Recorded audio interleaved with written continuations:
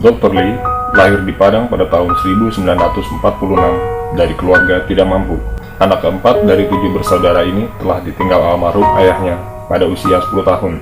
Tidaklah mudah bagi seorang Lee yang berasal dari keluarga kurang mampu ini ingin menjadi seorang dokter.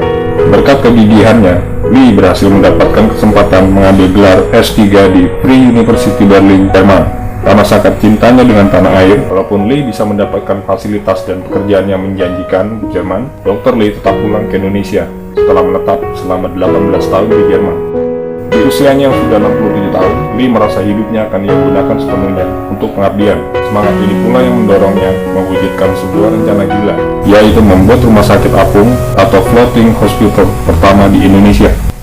Kemudian berlayarlah Lee Darmawan mengunjungi pulau-pulau kecil di Nusantara, mengobati ribuan warga miskin yang tak memiliki akses pada pelayanan medis. Betul, kapal bekas yang saya beli. Kapal finisi itu yang dibikin di Ulukumba. Orang nggak bisa membayangkan di atas kapal begitu kecil bikin sebuah rumah sakit. Yang ketiga, orang nggak bisa membayangkan, ahli bedah sekalipun, di dalam situasi seperti itu bisa kita lakukan pembedahan. Dan kalaupun pembedahan dilakukan itu pembedahan kecil-kecilan aja, ya. Dan ini semua apa yang saya lakukan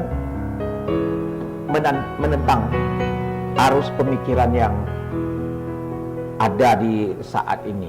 Kita tuh harus berani melakukan sesuatu yang bertentangan dengan alam pikiran yang mainstream. Apakah pulau-pulau itu yang mau dikunjungi punya dermaga semuanya? Tidak punya.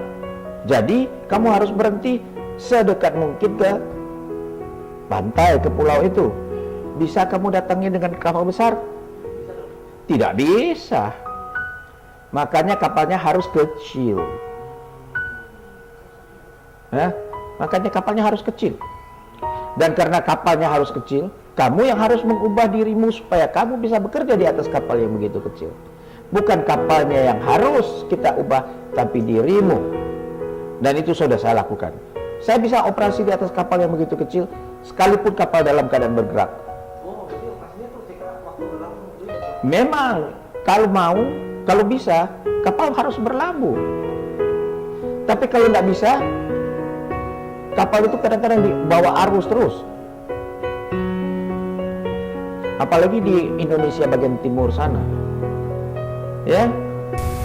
Awalnya kapal bekas yang terbuat dari kayu ulin itu ia beli dengan harga 600 juta rupiah. Biayanya dari menjual rumah. Kapal itu kemudian dimodifikasi menjadi 2 tingkat dengan ruang operasi ditempatkan di lambung kapal. Jadi saya jual rumah terlebih dahulu dan itu juga masih kurang. Tiap bulan saya nombok.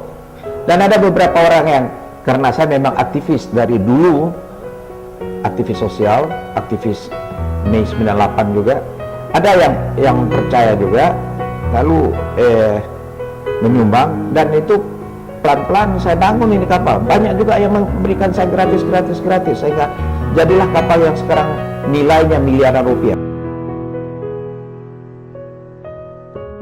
Mainstream mengatakan, wah, saya pergi, saya tidak dapat penghasilan, saya rugi. Alasan-alasan mengapa saya tidak takut rugi. Satu, imanku mengajarkan kita hidup di sini cuma sementara. Kita ini hidup karena dikasihi oleh Tuhan. Kasih itulah yang mau saya bagikan. Kedua, saya bangga sebagai orang Indonesia. Kalau saya bangga, saya bersedia berkorban untuk kebanggaanku itu. Visi kami adalah untuk memberikan bantuan kepada mereka yang terperangkap di dalam kesulitan, agar mereka dengan kekuatan sendiri bisa bangkit dari keterpurukan mereka. Dr. Lee berharap bisa terus melayani meski terpisah dari istri dan buah hatinya yang tinggal di Amerika Serikat. Ia tetap ingin mengabdikan diri di tanah air. Tim Liputan KabariNews.com.